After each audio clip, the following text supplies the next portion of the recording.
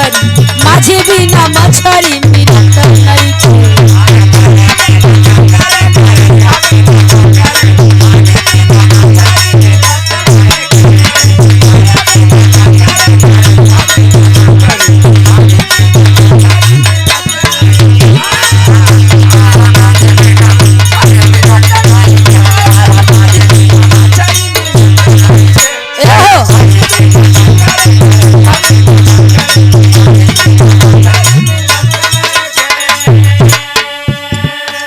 कोयरी बिना ककरी गड़रिया बिना बकरी क्यों जने होया नाराज मत होया भाई। आप सब एक दूसरे के पूरक है, एक दूसरे के बगैर सब बेकार है। कोयरी बिना ककरी गड़रिया बिना बकरी माझी बिना मछरी के दे और कहना बा।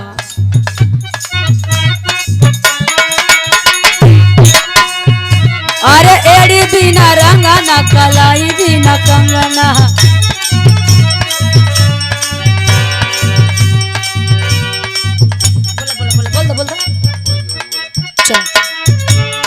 एड़ी बिना रंगना कलाई बिना कंगना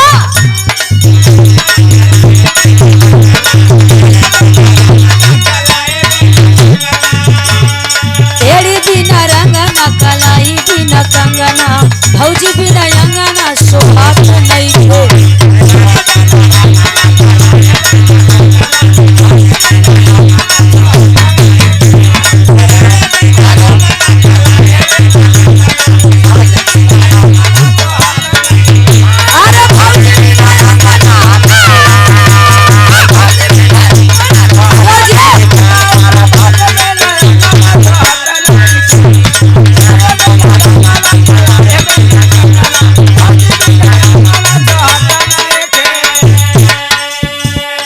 सुहागन मेहरारू के अगर एड़ी में रंगना नहीं बा तो ओकर सुहागन हो बेकार बा।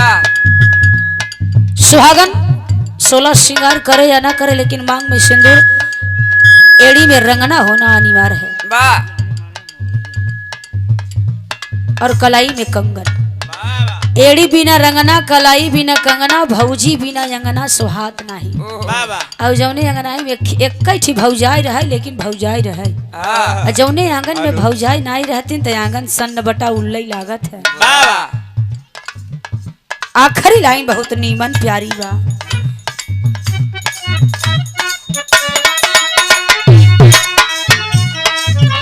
अरे हरवा ये भैया हरवा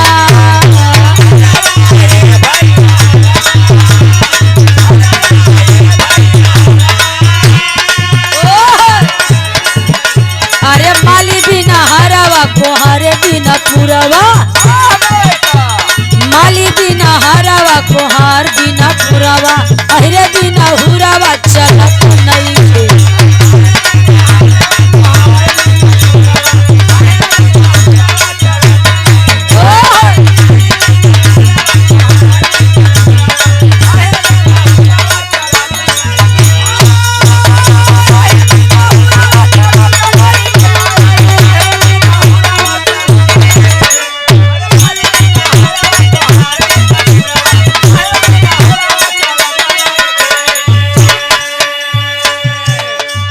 समाज बहुत बड़ा है, आप सब बुद्धिजीवी हैं। दादा राम कैलाश कहे कभो कभो सुने वाले बड़का भैया आप चाहा आप सब आप जे के चाहा उठाई दे इतनी पावर बा बहुत पावर अब जे के चाहा बैठाई दे आप चाहा जे के उलार दे बड़ी पावर है।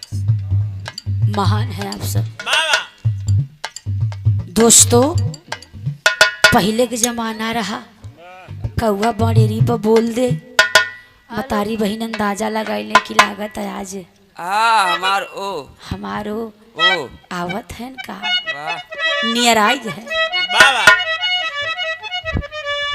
अब तो लड़का लड़की केवल छेकैया होता तो लड़का एक दोस्त पर्सनल वाला भेजत है जात है तो नंबर ले आए इसी तरह से कौनो तरीके से लेके असर उन्हें जूते जूता मारब दोनों बड़ा जीव जान के प्रेम बा वो कहीं चुप रहो मार मत हम नंबर लेके आओ हम भले मराई जब जूता से नंबर आई गया आई गे ठंडी का मौसम है यही बा। अब रजाई में ओलियाए कि हूँ आप शुरू हो गए। वाह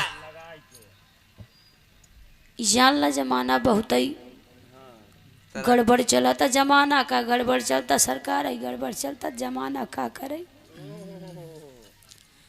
भैया। हाँ दोस्तों एक लड़का बाबू लगे सोवे, ओकर आदत पड़ गई सोवत सोवत सोवत सोवत सोवत सोवत 19 साल को हो गए। वाह भाई वाह सोते सो मतलब आदत रही कतौ से आवे केहू के लगे न सोवे, न भाई न बंद केहू लगे नहीं। उ जब सोवे तो बाप ही लगे सोवे। वाह अब 19 साल को हो गए तब ब्याहे लाए हो गए। माई बाबू को टेंशन बढ़ गई। टेंशन माई हाँ वही मतलब कि परेशान हो गए, चिंता हो गई। टेंशन हाँ तू का सुना है? हम सोची पेंशन माई बाबू की चिंता बढ़ गई। अब माई बाबू से कहा कहो ये बेटौना सब दिन तोहरे लगे सोए। हाँ के का दिन हमरो लगे सो बाबू कहते का कहे चाहते जौन कहे सब कहते कसने रे बोल बोल बोल रे कहे बेटौना के बियाह कह देता न तो सुधर जाता।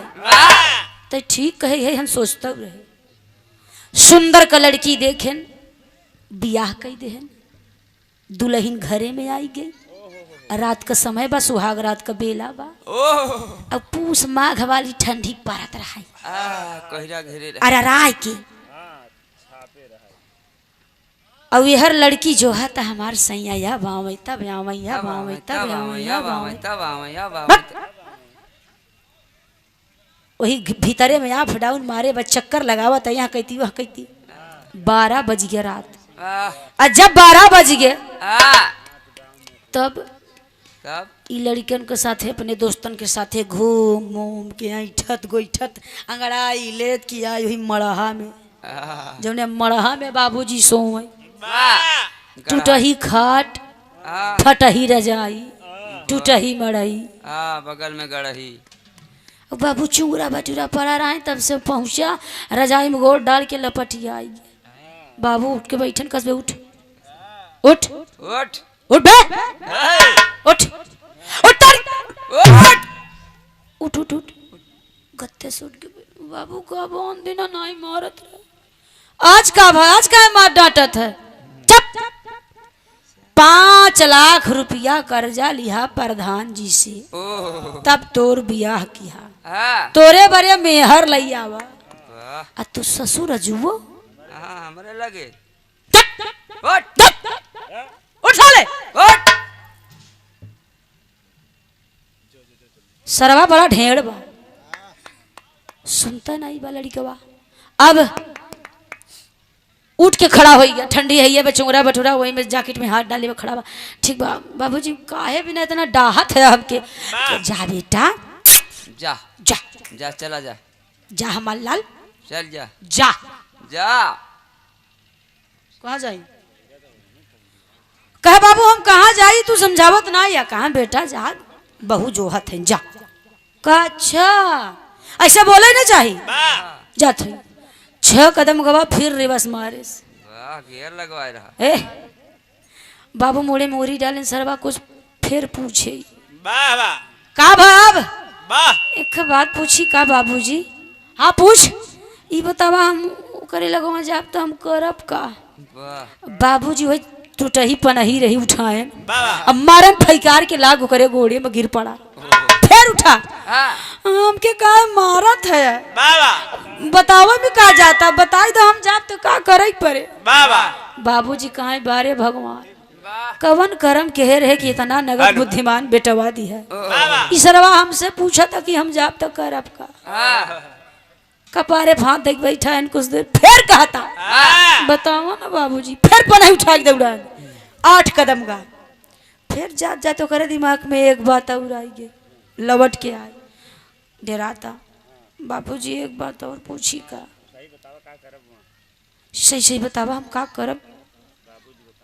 बाबूजी का बेटा अच्छा सुन आओ बैठ बैठा लेन काहे सुना बेटा दुल्हनिया लगे जाबा सोबा परिवार बाढ़े लड़का बच्चा होई वंश आगे बढ़े।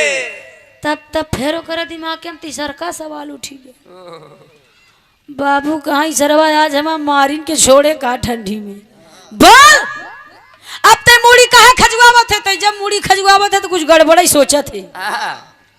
अब का बा बोल बोल। बाबूजी सोचत है इतना दिन तुम्हारे लगे सोवा नाने सोवा सोवा तो 19 साल को हो गए। 19 साल में जब न तोहरे लड़का बन हमारे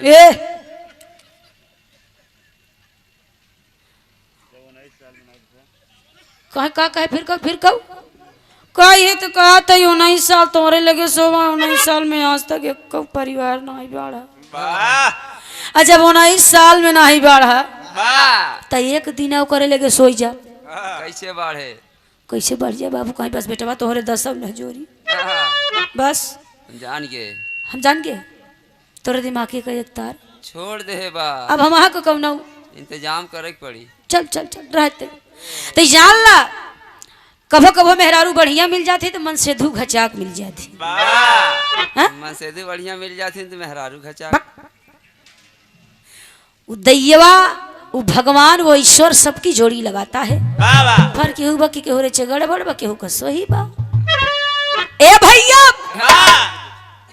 कभो कभो दादा राम कैलाश गवाई पुरानी में आवा नहीं की तो बहुत गवात है।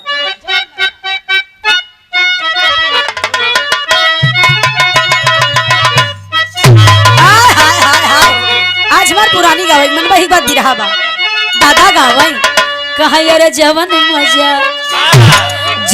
मजा आम के चटनिया तवन सोवा धनिया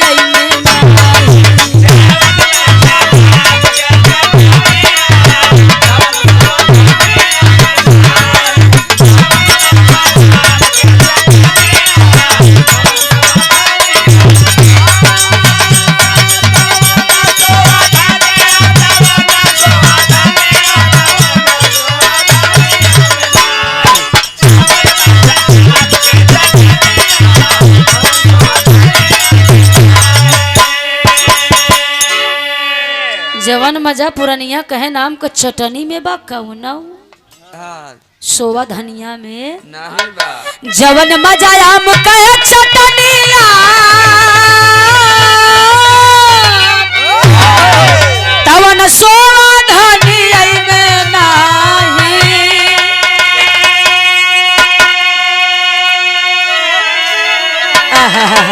जियो मालिक दादा कभो कभो अवधि बोले कभो खड़ी भाषा बोले कभो अंग्रेजी बोले।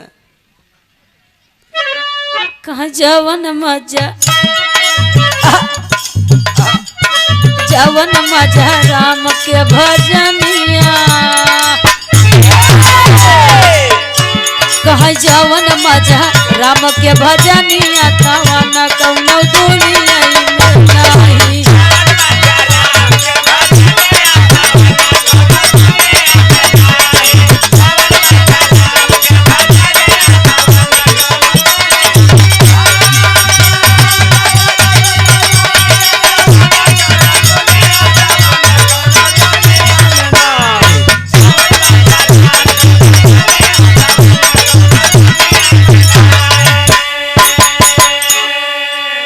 जवन मजा राम का भजन में बा उ सारी दुनिया में नहीं बा। जवन मजा राम के भजनिया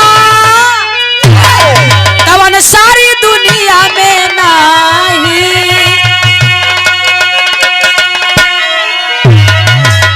कह जवन मजा ई लाइन जवान बुजुर्ग सब बदेबा। कहाँ जवन मजा ये हो जवन मजा अपन दुल्हनिया कहाँ जवन मजा अपनी दुल्हनिया तवन हीरोइन जाओ जाओ। अरे भैया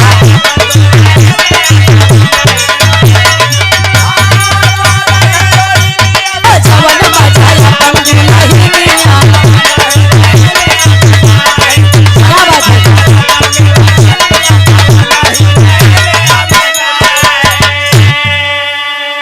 जवन मजा अपन दुल्हनिया चचा मोड़ी हिलावत है, सही बना चाचा? नयान का रानी ना अपन कहानी, क्यों क्यों मूर्ख हो जाते कि रानी के चक्कर में कहानी भी गंवाई देती। वही कहावत बदीनम दिन से गए तेवारी, न मिली पूरी न मिली सुहारी। जवन मजा अपन दुल्हनिया तवन हीरोइनिया में नाई बा। ए बाबूजी हाँ। हीरोइनिया आए टीवी पे बहुत करे नाचे गाए, दिखाए चली जाए। उतक गई। अब 2 घंटा चपक का मुंह फाड़ के टीवी देखा, आंखें मूंद के मुंह फाड़ के देखे। टीवी देखा तो चली गई। और 2 घंटा के बाद जब प्यास लाग तब पानी दे, हीरोइन नहीं आई, पानी वही दे के अपन वाली। जाना था कबो कबो तो दादा घरे कहते हैं कि दिल उम्र 55 का दिल बचपन का। कौन कहता है कि बुढ़े इश्क नहीं करते? कौन कहता है? कौन कहता है? कौन कहता है कि बुढ़े इश्क नहीं करते? बुढ़े भी इश्क करते हैं मगर कोई शक नहीं करते। जान लो भैया, आन मेहरारू टीप टाप करके बगले से गुजर जाए या चरे का हवा लग जाए कहीं, ओहो क्या माल है रे। अपने का कब हम न कहीं, अरे मोर माई आज तो ऐश्वर्या राय फेल कर दे हो, काहे न कहीं? काहे कि तू बगले वाला कहत है ने। वाह, का करबा कहना भैया।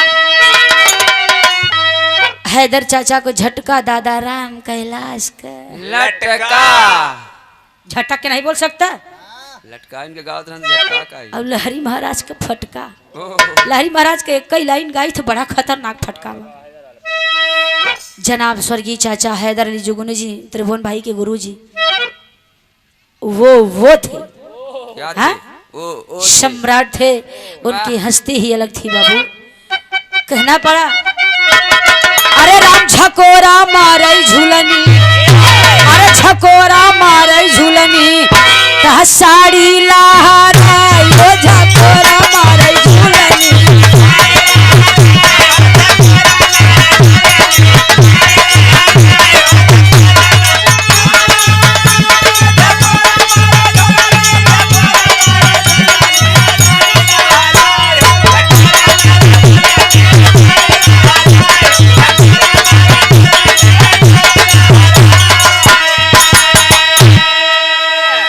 पतरी कमरिया के जबल चकावलू,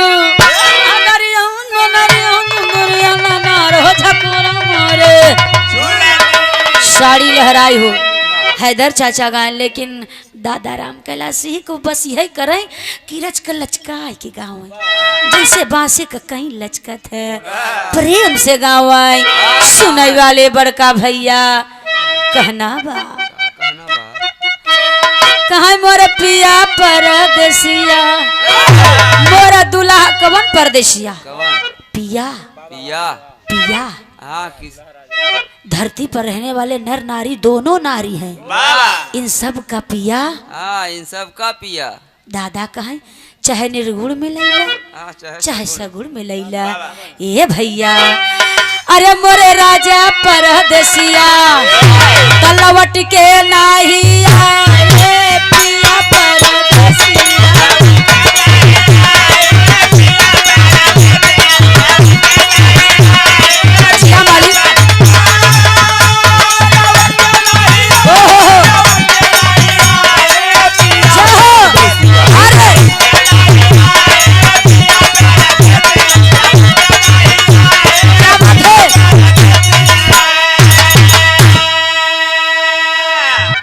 दादा कहा आवई के वादा की है, अब हम परसो, अब हम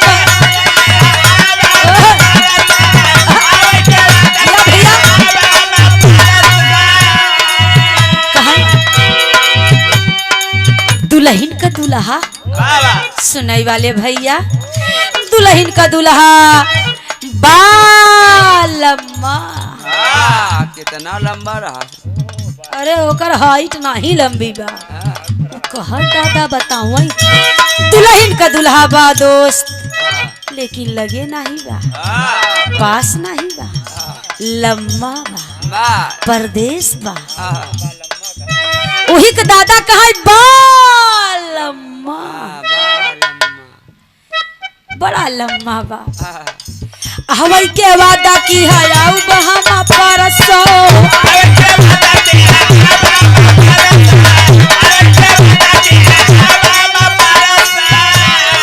परसों के बदले बिताया कई बरसों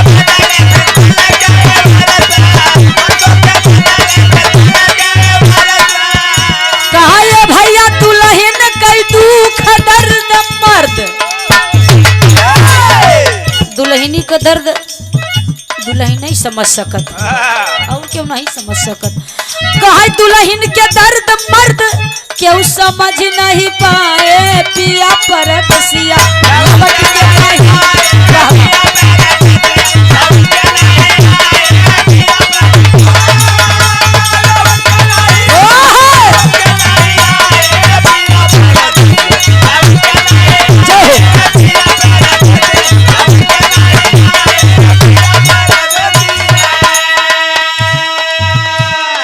दादा लचकाए के नाच के मठार के गाँव निक त तब लागई जब दादा कुर्ता को कोरी पकड़ ले बाबू ऐठत ऐठत सुनई वाले दोस्त ए बड़का भैया कौन दुल्हन वाह पेराता कौन दुल्हन आहा पेराता पेराता जैसे आ कौन भैंस बिना चारा का आ खूंटा में पेराता दादा बड़ा मठार के बताया लेकिन लहरी महाराज एक लाइन गाऊ अगर लहरी महाराज से जंस से भी रहा बा जंस जंस का तो कहिया बाई गदेला बाटाना अबई गदेला बाटा तो सही ना पऊ बहरेली रे लाया बाई गदेला बाटाना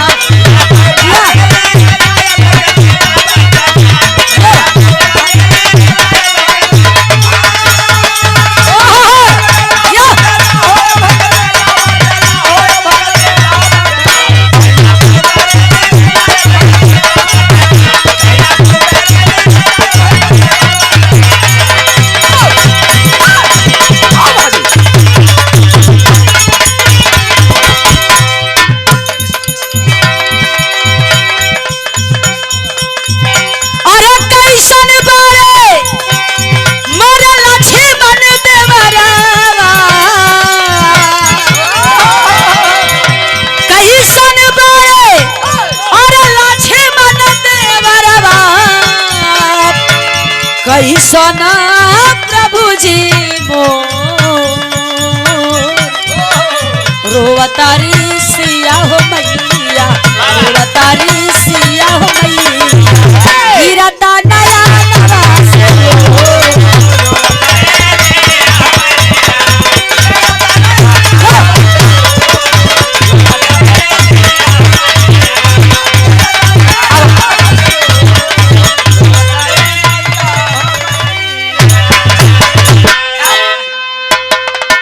लहरी के फटका के बर्दाश्त नहीं कर पाए जे बर्दाश्त के हिस्से ने आसाराम का साड़ू हो गया बारे आसाराम को साड़ू एक छोट का समय का अभाव है समय शाम हो चुका है बाबू रात में भी रहा है लगन लिखी हुई है जाना है इसलिए लगभग मात्र 3-4 घंटा के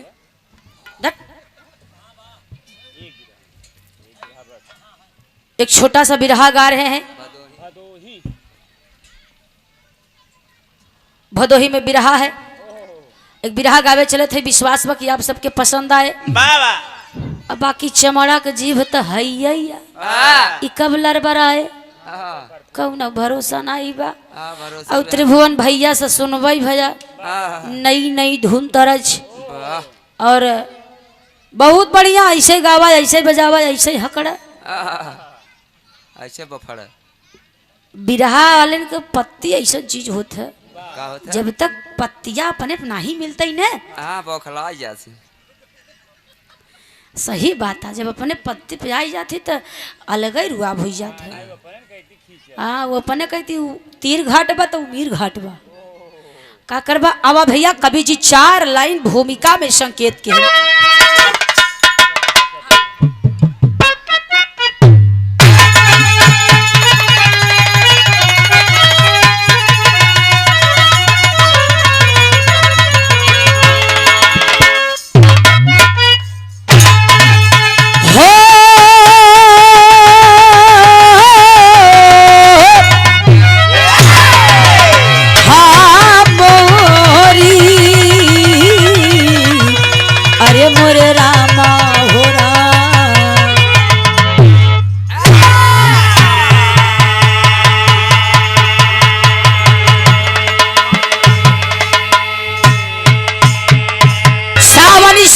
शीतल सुगंध लख लखन हृदय में आए बसली, ऋतु बसंत में आनंद बसुंध भइल, तब रोम रोम में आए छपल, रस देत पवन की लकत हरियाली, झूम झूम के गाए गजल।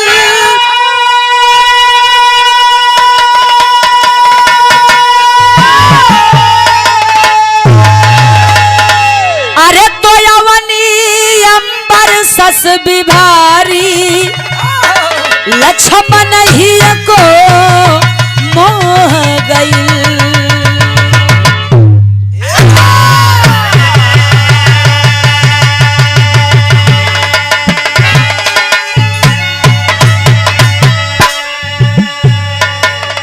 सावन का महीना बा बिरहा प्रेमी भैया जे खाटी बिरहा का सुनवैया बा बिरहा पर ध्यान देंगे। सावन का महीना बा रिमझिम फुहार पड़ता और लक्ष्मण महाराज वह शेषावतारी प्रभु राम का छोटका भैया। सावन का महीना रिमझिम फुहार पड़त बा। लक्ष्मण महाराज अपने कमरे से बाहर निकले और कमरे से बाहर निकल करके बाबू सावन के रिमझिम फुहार का आनंद ले रहे हैं। आनंद लेते लेते सावन के रिमझिम फुहार ने लक्ष्मण जी के मन को मोहित कर लिया, अपनी तरफ आकर्षित कर लिया। और जब लक्ष्मण जी सावन के रिमझिम फुहार पर मोहित हो गए तो कैलन का एक लाइन गजल बा भैया।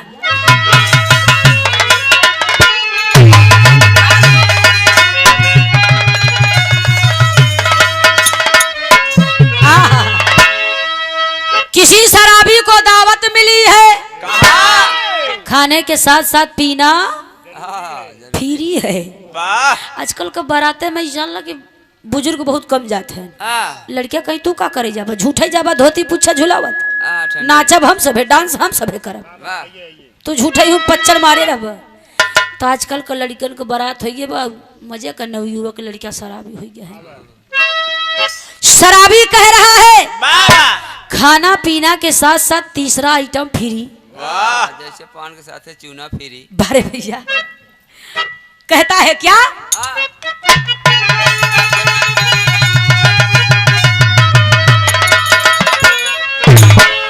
तो आज पीने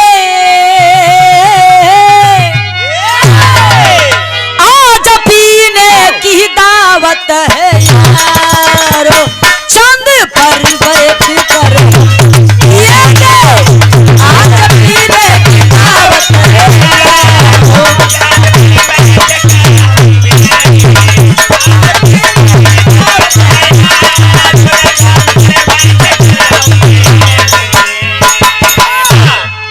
त्रिभुवन भाई अभी अपने ढोलक मास्टर तू का कह भैया? ये भैया यार देखा माँ भैया अब भाई कहाँ बनारसिया हवन के नहीं लपर लपर चाट जाता है।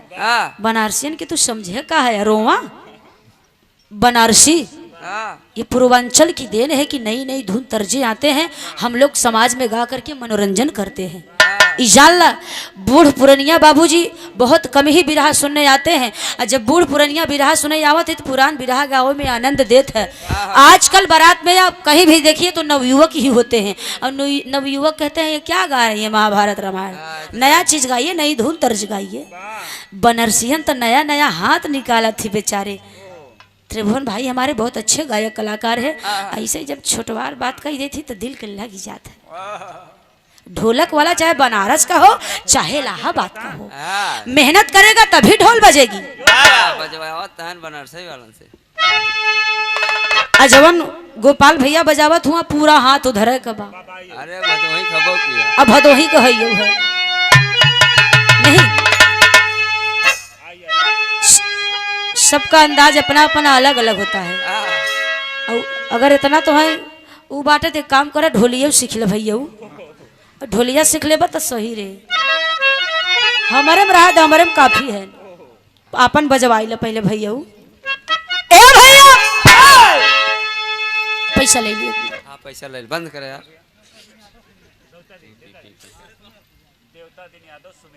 माननीय श्री देवता दिन यादव भैया सुमेरपुर की धरती से 100 रुपए का पुरस्कार भैया, जेकर नाम देवता दीन है। देवता दे वाले हो भाई करते बारे भैया पहले की प्रणाम पंचन के नमन बा, कहना बा क्या।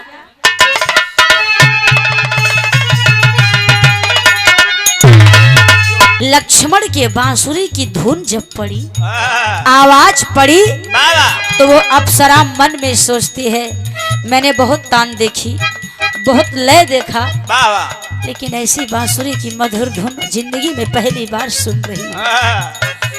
वो इंद्रलोक की अप्सरा सोच रही है क्या, कहां से आवाज आई, कौन बजाने वाला।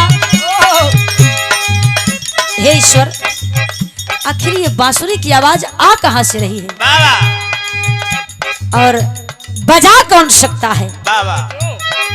जब इतनी सुंदर वो बांसुरी बजा रहा है तो बांसुरी बजाने वाला कितना खूबसूरत होगा।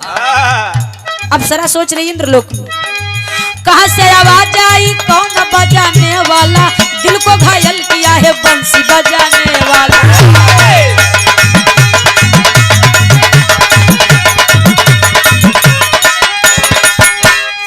बंसी की आवाज सुन के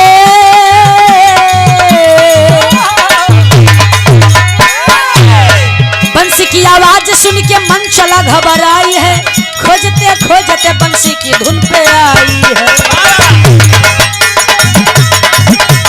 क्या बात है। उस अप्सरा का नाम बाबू सुन लीजिए, उस अप्सरा का नाम मनचला बताया गया। मनचला ये मन है जो मन कभी स्थिर नहीं हुआ है, मन मन चला है, और जिसने अपने मन को अपने काबू में कर लिया वो हर चीजों पर विजय प्राप्त कर लिया। इंसान के 4 दुश्मन खास हैं, काम क्रोध मद लोभ। इन चारों से जो बचा उसकी भवसागर रूपी नैया, और जो इनमें फंसा तो डूब कर उसी में रह गया। दोस्तों, मनचला नाम की अप्सरा बड़ी खूबसूरत, विचार करती है आखिर कौन बजा रहा है बांसुरी इतनी मधुर। मुझे देखना चाहिए कि आखिर जब बांसुरी इतनी खूबसूरत बज रही है तो बजाने वाला कितना खूबसूरत होगा। बाहर है मनचला है भैया, मनचला इंद्रलोक से बांसुरी की धुन पर चली है मृत्युलोक में। मृत्युलोक में आई टट्टेरी में कहना पड़ा, अरे मोरे राम दा बांसुरिया कवन देश में बजी। कौन कह रहा है? मनचला खोजत बा इंद्रलोक से चली है धरती लोक की तरफ। अरे बांसुरिया कवन देश में बजी, बिरही तान सुना के ही हमें भर कलेश हो कलेश हो। बिरही तान सुना के ही में भरे कलेश, बांसुरिया कवने देश में बजी। मनचला आई मृत्युलोक में। मृत्युलोक में बाबू दीवानी की तरह, पागल मतवाली की तरह, एक प्रेमिका की तरह बांसुरी की आवाज जिस दिशा की ओर आ रही है, जिस दिशा से आ रही है उसी दिशा की ओर चल पड़ी है। छंद में कहना पड़ा,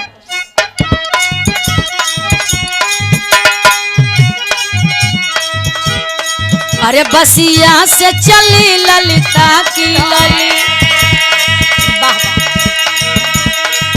बसिया से चली ललिता की लली, फूलों का गगन में गूंज गए, लहरों से चली चीरत की हली, सिरजन डोली में बूझ गई कैले कोमलयन मोलबो बसवा लोकन से रूझ गई परियों की छली हियरा में हली परियों की छली हियरा में हली तो मन चला पहुँच के बूझ गई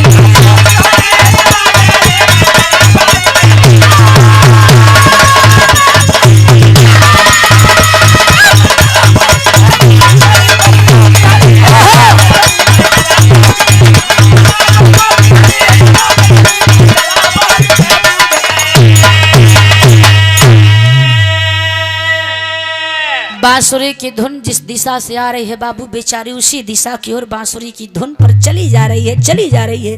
क्यों बांसुरी बजाने वाले को वो खोज रही है और जब खोजते खोजते चली है पंचो तो तर्ज बदलिए मास्टर।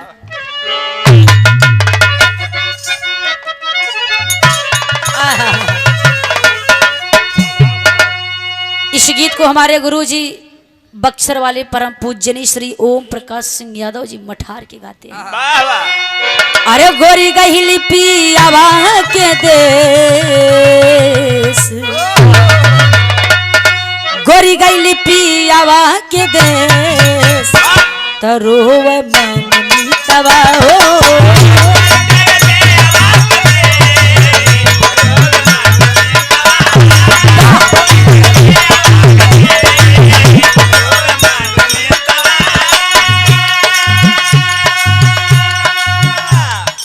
मंचला बांसुरी की धुन पर खोजते खोजते बाबू अयोध्या में पहुंची है और जब अयोध्या में पहुंची तो भाव में कहना पड़ा मंचला के जिया कुला मंचला के जिया कुला कवन बसिया बजा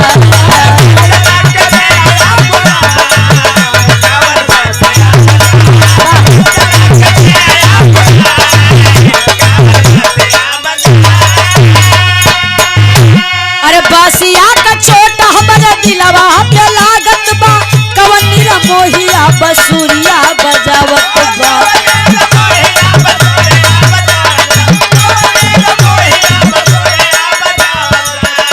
अरे मन चला के जिया गुलाय मन चला के जिया गुलाय तो कवन बसिया बजाए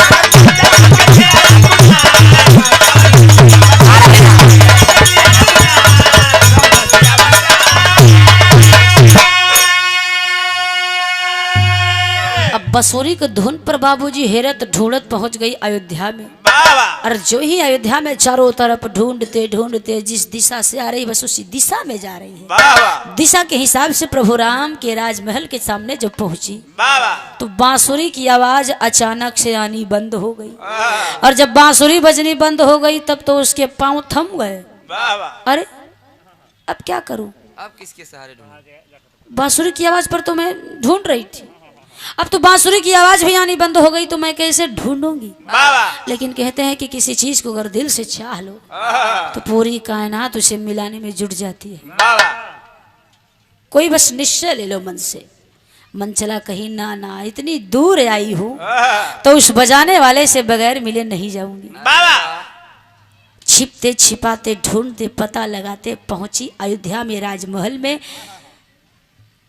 ठीक लक्ष्मण महाराज के कमरा के सामने झांक कर देखी तो क्या देखी बाबू लक्ष्मण महाराज सेज पर लेटे हुए हैं होठों से बंसी लगी हुई है और लक्ष्मण बड़ी ही गहरी निद्रा में सो हुए हैं। मनचला समझ गई कि जरूर यही वो इंसान था जो बांसुरी बजा रहा था। अब एक बार जरा इसे मैं करीब से देख लूं। ए भैया मनचला कमरे के अंदर कदम रखी है और जब लक्ष्मण को करीब से देखी तो चेहरे को देखकर मोहाई गई मोहित हो गई। ओहो बड़ा नीक है नेता काश किए जाग जाते तो मैं इनसे बात कर लेती तब अपने इंद्रलोक जाती। जो ही झटके से उठाने चली बाबू उसे धर्म की बात याद आ गई। हिंदू धर्म की परंपरा है सोते हुए इंसान को कभी एक झटके से नहीं जगाना चाहिए। मनचला के कदम पीछे हो गए। अब सोचत बाकी हम इनके जगाई कैसे दिमाग लगाई, फौरन 16 श्रृंगार करती है। 16 श्रृंगार करके लक्ष्मण के लगल जगावे। कैसे जगावत भैया, गीत बदलिए।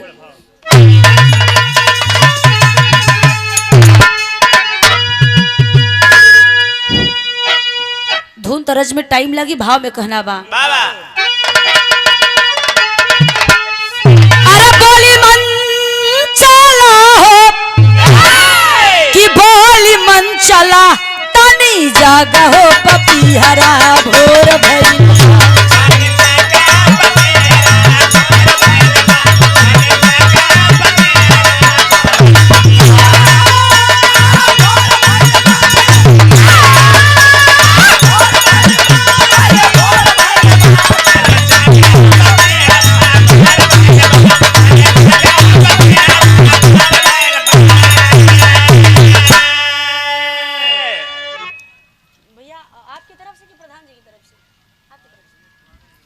भैया की तरफ से 501 रुपए का पुरस्कार। नमो भैया से बताया था मान्य सॉरी भैया, प्रधान जी विजय यादव जी की तरफ से ये 500 रुपए का पुरस्कार। बहुत बहुत पहले की प्रणाम, सब पंचन के नमन बा। ये स्टेज है भैया, हम हर शब्द बोल सकते हैं लेकिन सॉरी, इसके लिए क्षमा करेंगे, हम ये नहीं बोल सकते। हाँ तो आप इनसे बुलवा लीजिएगा, ठीक है। ए भैया बताया गया मंसला 16 श्रृंगार करके लक्ष्मण को जगा रही है, लेकिन बाहर लक्ष्मण महाराज शेषा बतारी उनके फने पकौनो असर ही नहीं बा। कभो चूड़ी बजावे काने के, कभो पायल छनछनावे, कभो कंगन ठोके गोड़े के, कभो पायल बजावे हाथे के। लच का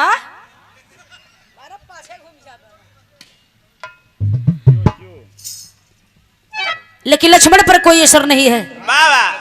तब मंचला कैलाश का अरे बसवा के बसिया ठवा से चूमे, तरतिया के निदिया हो अखिया में झूमे।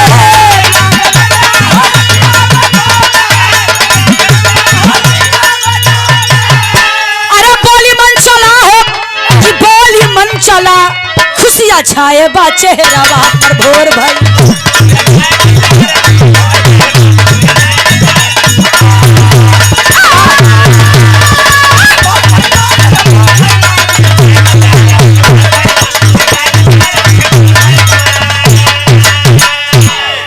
मंचला लाख जगाई, लक्ष्मण जी नहीं जागे तो मंचला को क्रोध आ गया।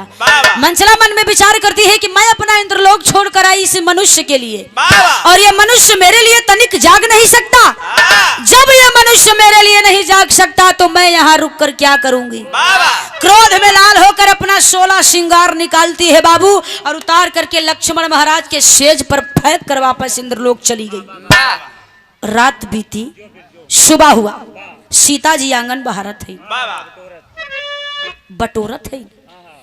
अब बटोरत बटोरत सीता जी के दिमाग में बात आएगी कि ओ हो मेरी बहन उर्मिला इस समय ससुराल में नहीं है, यहाँ नहीं है, मायके गई हुई है, तो हमारे लक्ष्मण के कमरा के बटोरे। कहे ना आज लक्ष्मण भैया कमरा हमारी बटोर दे। हाथ में झाड़ू लिए बाबू आई लक्ष्मण के कमरा में बटोरत है, बहारत है। अब बहारत जब उनके चारपाई के नीचे नजर मारी तो एक हाथ डाल के चारपाई के नीचे बहारत है, एक हाथ से वो चारपाई धर ले है। अब जैसे मेहरारू बहारे ली ना चारपाई रुपाई के नीचे, तो एक हाथ ऊपर रहेला तो एक हाथ नीचे। बहारत है, बहारत ऐसे तिरछे नजर सेज पे पड़ गई। देखली तो 16 श्रृंगार झाड़ू छूट गई। अरे ई का माजरा बा, उर्मिला तो माँ क्या है, लेकिन ये लक्ष्मण के सेज पर 16 श्रृंगार किसका हो सकता है। जरूर कुछ गड़बड़ बा। सीता जी के मन में शंका समा गया। और दुनिया में हर चीज का इलाज बा, बस यही एक चीज, एक मरज बा जेकर कौनो इलाज नहीं बा। सीता जी के मन में शक पैदा हो गई कि गड़बड़ी है। सीता जी 16 श्रृंगार को ध्यान से देखती है, एक भी श्रृंगार का समार उर्मिला का नहीं है। विचार कर गई इसकी मतलब जरूर कोई पराई स्त्री लक्ष्मण के साथ रात बिता कर गई है। मैं नहीं बर्दाश्त करूंगी। अरे मेरी बहन मायके गई है तो क्या हुआ, मैं बड़ी बहन हूँ, मैं उसके हक को किसी और को नहीं लेने दूंगी। सीता महारानी 16 श्रृंगारवा में से दुनों कलाई का कंगन उठाइन उठा लिहिन बाबू। दुनों कलाई का कंगन ले लिहिन और हथवा में ले के चूमत हैं। कहना पड़ा क्या?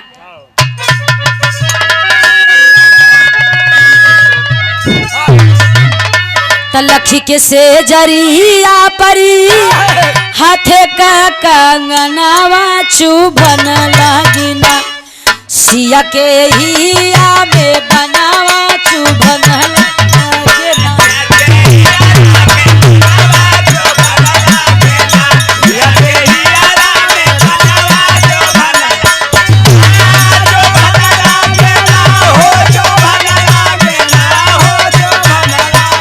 सिया के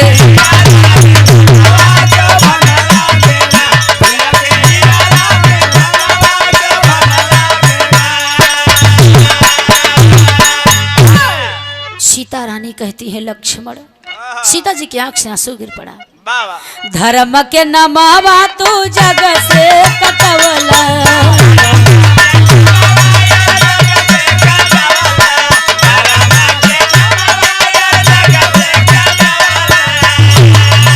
रघु खाना दानवा में दगिया लगवला।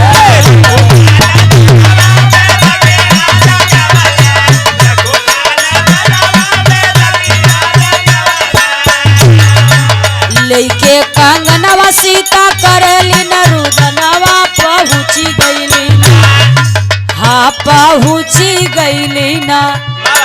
ततुर तैराम के समनवा पहुँची गईली ना।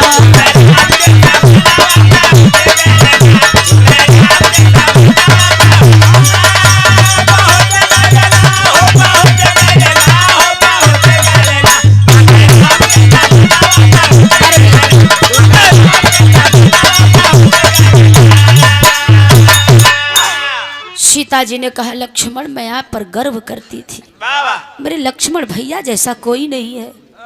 आपने रकुल के खानदान में क्या दाग लगा दिया, आज तक रकुल के कीर्ति में ऐसा किसी ने नहीं किया जो आपने कर दिया। लक्ष्मण रो रही हैं, मन में विचार करती हैं कि मेरे स्वामी रघुराई मेरे सामने बहुत तारीफ करते थे, मेरा लक्ष्मण ऐसा है, मेरा लक्ष्मण वैसा है, मेरे भ्राता लक्ष्मण जैसा दुनिया में किसी का कोई भाई नहीं है। चरित्रवान, ईमानदार, साफ दिल, निर्छल। आज उन्हू को पता लागी बहुत उछड़त रहे। एक जनक चरित्र पकड़े है।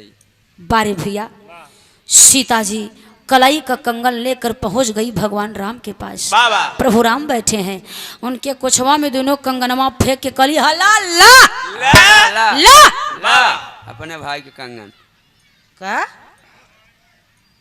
तो ये के देखता प्रभु हाथे में लेके देखत वो का देखी, हम का देखी। का हमें पहने के बका अभी हम मेहरारू थोड़ो न है, खरीदे के कर हा के कर नहीं है तो हर लोगन को हम क्या कह देते। खरीदे हो तो पहने अपन, अब खरीदो तो पहन ला। सीता जी का देखा मजाक में मूड में नहीं है, हम सीरियस में आई। हमारी बात सुना, उर्मिला मायके गई है, ई दोनों कंगन बा न तो हमार बा, न तो उर्मिला के बा, न तो मांडवी की बा, न सुतकीर्ति की बा। राजमहल में से ये कंगन किसी स्त्री का नहीं है। जब केहू का नहीं बा तो समझत है कर मतलब भगवान कहना आप ही समझा दो सीते।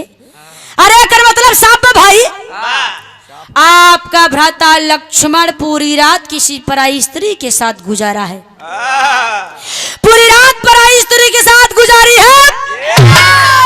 भगवान उठकर खड़े हो गए, बस सीते, और चाहे जो कह लो, प्रिय कलंकित भरी बातें मेरे भ्राता के बारे में मेरे सामने तो ना कहो, क्योंकि जितना मैं अपने भाई के बारे में जानूंगा तुम नहीं जानोगी।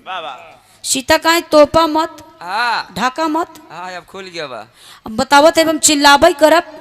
भगवान कहे सीते शांत हो जाओ, पहले समझ लो किसका है किसका। सीता कहे चुप रहा, नहीं विश्वास बात हमारे साथ है, चला चला चला चला और सामान दिखाई। नहीं विश्वास है तो मेरे साथ चलिए। लक्ष्मण के सेज को देख लेंगे तो आप मेरी बात पर यकीन कर लेंगे किस तरह से 16 श्रृंगार रौंदा हुआ है। तब तब भगवान कहें सीता मान जा भवानी, मान जा, अब टाइम बा। मैंने बहुत पछताबू। सीता कहे हाँ हम कहे पछताब, अरे गलती जेकर बहु पछताए। भगवान कहे न मनबू, कहे बिल्कुल न मानब। तब प्रभु राम उसी अयोध्या के राजमहल में सीता को कहते हैं कि मेरे भ्राता ने जब तुम जिद कर दी हो तो मैं बता रहा हूं कि मेरा भाई ऐसा नहीं है। पहपट की लाइन में कहना पड़ा, बोले भगवान सीता के समनवा मनवा शंका में। सीते मान जाओ तुम शंका में हो बस, और कोई बात नहीं है। बोले भगवान सीता के समनवा मनवा शंका में। तब प्रीत रीत बात जाने बनवा मनवा शंका में।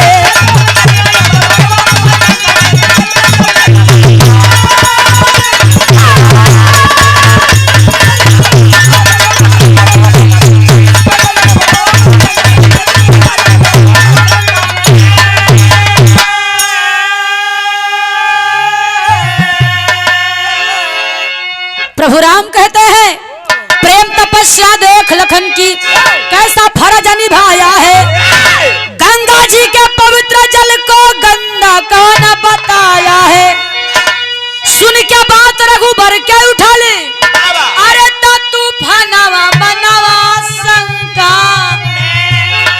बहुत समझाया ना मानी कहनवा मनवा शंका में। भगवान बहुत समझान, सीता नहीं मानी। जब सीता नहीं मानी तब भगवान कहे न मनबू तो हमारे की बात सुन ला। मेरे भ्राता लक्ष्मण ने अपनी जिंदगी में मात्र 3 बार भूल किया है। बाबू बिरहा धीरे धीरे आखिर बा, मेन इंपॉर्टेंट कहानी यहीं पर है, गौर करेंगे। प्रभु राम ने सीता से कहा मेरे भ्राता लक्ष्मण में जीवन में 3 बार भूल किया है। 3 भूल के सिवाय चौथी भूल नहीं किया है। मैं बताता हूं कब और कैसे किया। आल्हा में कहना पड़ा,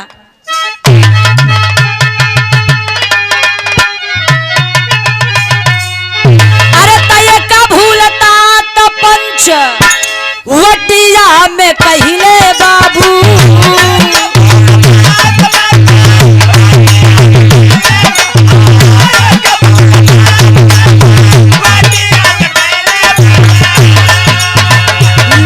सुपाना खा के कटल ना कता।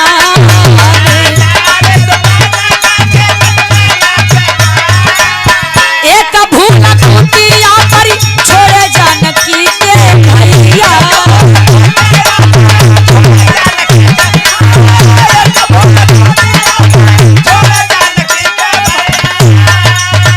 मनवा में अपने सोचल भगवान।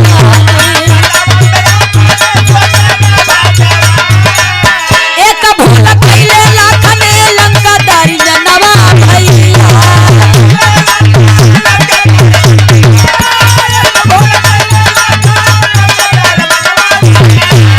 तब जनवा पर खेल जड़ी लाए हनुमान। कवन कवन बतिया हम तोह के बताई सीता।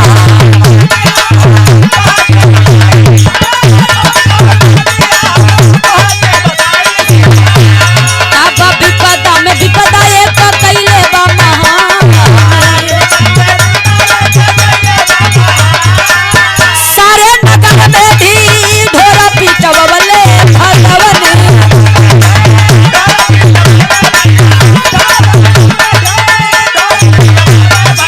अगवा का पाया नवा सुना हो मनना।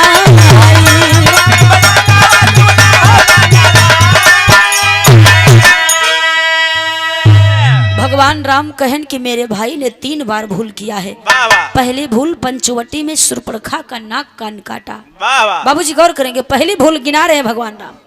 दूसरी भूल मैंने मना किया था कि सीता को पंचवटी की कुटिया में अकेला छोड़कर मेरे पीछे मत आना, लेकिन वो गलती कर गया और मेरे पीछे आया, तुम्हारा हरण हो गया, रावण हर ले गया। तीसरी भूल लंका में हो गई मेरे भाई से। मैंने मना किया, वो नहीं माना। मेघनाद से युद्ध किया। रावण के पुत्र मेघनाद ने मेरे भ्राता को शक्ति बाण मारा। मेरा भाई मूर्छित हो गया। धन्य है हनुमान जी जो जान की बाजी लगाकर संजीवनी सहित पूरा धौलागिर पर्वत लाकर रख दिया, वरना आज मेरा भाई दुनिया में ना होता। सीता मानो या ना मानो, मैं जानता हूँ मेरा भाई कोरे कागज की तरह एकदम साफ है। दुनिया कुछ भी कहे, लेकिन मैं उसकी असलियत जानता हूँ कि वो क्या है। हीरे की कीमत सिर्फ जौहरी जान सकता है, बाकी कोई नहीं जान सकता। भैया सीता कहाँ देखा है हमें जिन बतावा, हम सब देखे ही जाने है। अब चुम मार के पकड़ा ही के रहा के नहीं रहा पता लगा, तब हम शांत बैठब। भगवान का ही मेहरारू का जात है, ये माने वाली नहीं है। हम हाथ जोड़ ले, भगवान का ठीक बदे भी बतावा तोरे शंका का समाधान कैसे करी हम। सीता का ये काम करे स्वामी, पूरे अयोध्या में ऐलान करवाई दे, मतलब ढिढोरा पिटवा दीजिए।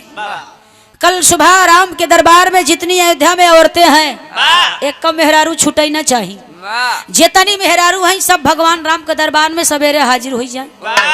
और जब आई यही ना स्वामी, तो यही कंगने से कुल्हिन का कलाई का नाप लेब, और जवने का कलाई में बैठ जाए समझ लेब की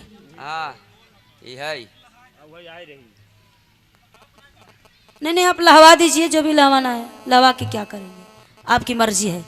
ए भैया गौर करेंगे, बताया गया आखिरकार में आज सीता जी के शंके के समाधान के लिए भगवान राम पूरे नगर में ऐलान करवा दिए।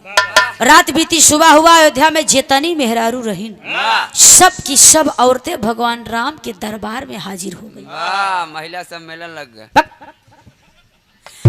औरतें जुटी हैं, लाइन में लगवा करके सभी औरतों को बैठा दिया गया।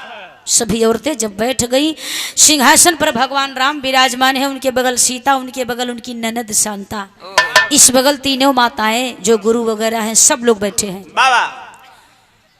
सीता अपनी ननद शांता से कहा, ए दीदी यही कंगन आ जानू, यही कंगन से कुल्हिन मेहरारू को नाप ले के बा, और जे करे हो जाए आपके धीरे से ले आओ, ओकर धीरे से कलाई दपोच के ले आओ, ओके परमवीर चक्र से सम्मानित किया जाए। शांता कहे ठीक बा भाभी। शांता महारानी कंगन ले के चलिन, सब मेहरुवन का नाप ले लगी। अब कलाई का नाप लेत लेत लेत लेत लेत लेत लेत लेत पूरी अयोध्या के औरत आधी मेहरारू और आई चली, आधे ज्यादा और आई गए। कंगन केहू मेहरारू का कलाई में नाई है, अब बची थोड़ कहीं बेचारी। तब शांता सोचत है न हनौ को ले ही लागे, खड़ी के लाइन में कहना पड़ा,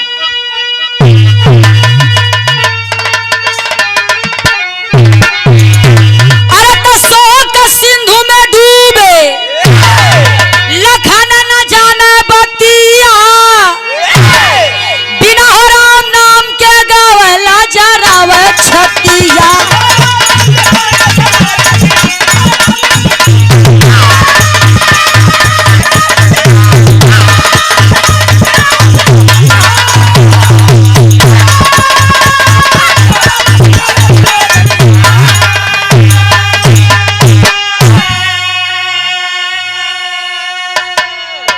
बाबूजी फड़कन लागे अंग, तब बनी गई ले वियोग, किस्मत लेत इम्तिहान तारे जल का बनल सहयोग।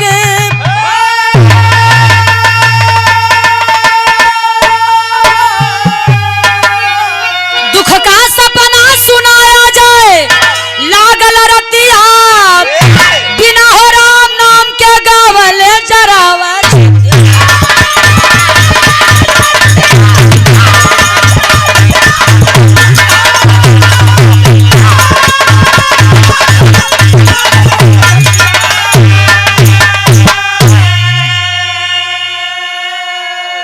बाबूजी आखिरकार में शांता जो औरतें बची थी उनकी भी कलाई का नाप ले लेती हैं, लेकिन वो कंगन किसी महिला को नहीं हुआ। जब किसी औरत की कलाई में कंगन फिट नहीं बैठा, तब शांता सोच में हुई गई, कुल्हिन का नाप हम लिहा, एक कौजनी कंगन नहीं भा, अब का करी? कंगन लेके पहुंची भगवान राम के पास। कहा भैया सब का नाप लिया, कंगन की हुक नहीं भा। हमारे मन में बात बा, अगर आप कहें तो कही कहो शांता मेरी बहन। तो शांता कहे हंस के दुख याद सवा के भैया कहता ले भाभी का नाप हो, दिल का शंका मिट जाए संताप हो।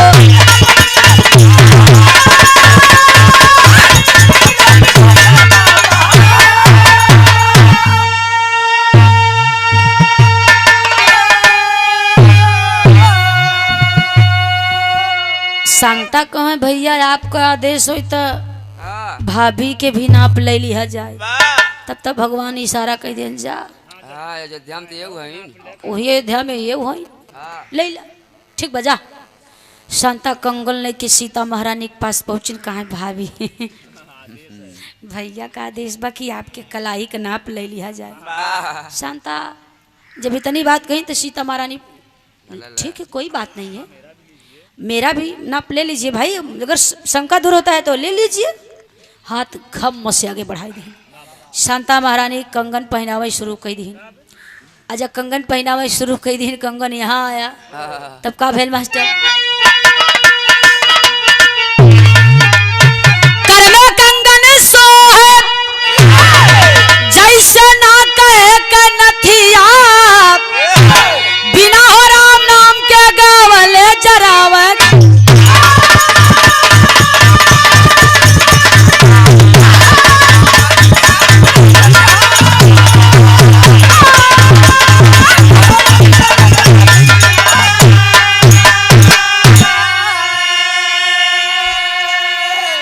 कंगन किसी औरत को नहीं हुआ, अयोध्या की सारी औरतें ओराए गई, केहू को नहीं हुआ, लेकिन सीता जी के कलाई में बाबू जाते ही एकदम फिट बैठ गया।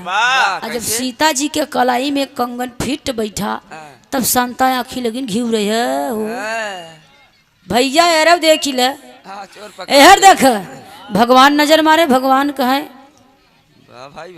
वाह सीता वाह। इसका मतलब अगर शांता तुम्हारा नाप नहीं लेती तो मैं जान भी नहीं पाता। चोर का पता नहीं चलता, उल्टा चोर कोटवाले डांटे। अब बताओ, अब कहा रहे मान जा सीता, मान जा नहीं मानू, मान गई हो तो कम से कम जवान की हो तू ही जंतु। लखन चंद हम तो ना जाने।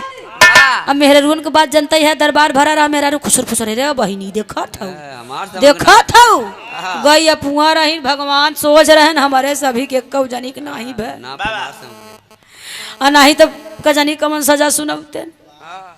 ए भैया सीता जी मारे शर्म का मारा मूड़ी नीचे कैलिन। सीता जी मन में विचार करती है ये कंगन मेरा नहीं है तो मुझे कैसे हो सकता है, मुझे कैसे हो सकता है। तब पूरा दरबार मजाक उड़ा रहा है। तब तक नारद बाबा वह नारायण नारायण बीड़ा कमंडल बजावत प्रभु राम की जय हो, महारानी सीता की जय हो। आपके दरबार में ये कैसा मेला लगा हुआ है भाई नारियों का। इतनी नारियां क्यों इकट्ठा हुई हैं? पहली बार मैं देख रहा हूँ। अब प्रभु के दरबार में नारियों का इतना जमावड़ा। कुछ वितरित कर रहे हैं क्या प्रभु? क्या बात है प्रभु? भगवान कैसे कहे का हो गया का नहीं हो गया? यार इतनी घटना घटी है लक्ष्मण से होता ही है ना भाई। तब शांता आई नारद बाबा के पास। नारद बाबा से बतावे चलिन भगवान राम इशारा कह के रोक देन चुप रहे। कुल जाना था ने पही तो वहां का जानी कहाँ छिटी बोई ही धई उनकर अंटीना वो मेन मीडिया नारद बाबा रहन वहाँ समय मीडिया वाले के चरपहिया में ले जाए टाइम लागत है। नारद के ना चरपहिया की जरूरत रही ना तेले पेट्रोले का, केवल नारायण कर चुटकी बजावे पहुंच जाए घम से। इतना इंटरनेट उनकर तेज रहा। ए भैया नारद बाबा भगवान राम का नहीं शांता शांता का भैया अब तो कुल हो ही गया। शांता शांत रहे। शांता का भैया जाए तब तो कुल हो गया, बताई दे कुछ समाधान नहीं करी जाए।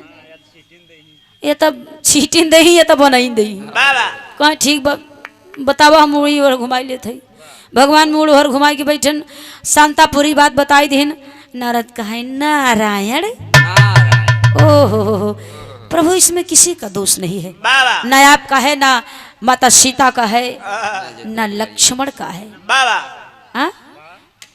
किसी का नहीं है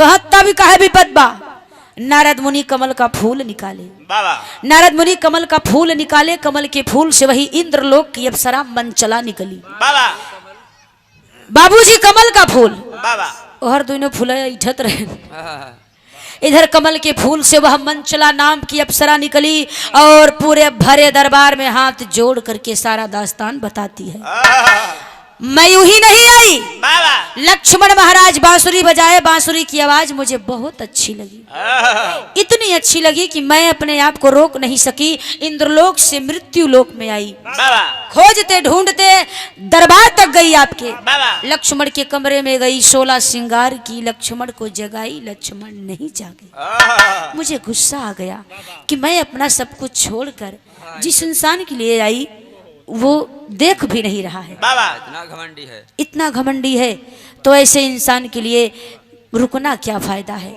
इसलिए मैं गुस्से में 16 श्रृंगार उतार कर अपने वापस इंद्रलोक चली गई इंसान को कभी घमंड नहीं करना चाहिए वो चाहे जिस चीज का हो चाहे दौलत की हो चाहे शान शौकत की हो चाहे जगह जमीन की हो चाहे गायकी की हो चाहे जो विधा हो कभी किसी को घमंड नहीं करना चाहिए क्योंकि घमंड भगवान का आहार है घमंड जब 10 मूड़ी का नहीं चला जिसके पास 10 मूड़ी थी एक मूड़ी वालों का का चले तो एक मूड़ी वालन का का चले ए भैया आखिरकार में मंचला वापस इंद्रलोक गई और लक्ष्मण को सोते हैं बेचारू सारी अयोध्या की नारिया खुसुर फुसुर हरिया बहिनी धन्य बाबा किस्मत ही नगद रही आज एक कब जनी पकड़ाने नहीं तो कलंक लगा जात सब औरतें अपने अपने घर गई नारद मुनि नारायण नारायण करत अपने घरे सब अपने अपने घरे सीता कहा आज के बाद स्वामी हम शंका ना करब अगर हम देख ले तो चद्दर डाल दे अगर मैं देख भी लूंगी तो भी नहीं बोलूंगी स्वामी क्षमा कर दीजिए प्रभु कहाई सीता आज के बाद हम क्रोध में आई कि कोनो फैसला न करब नहीं उल्टे हो जाए आखिरी अंतिम लाइन में कहना बा मास्टर जय जखार गुरु जादू लौटन की लहरे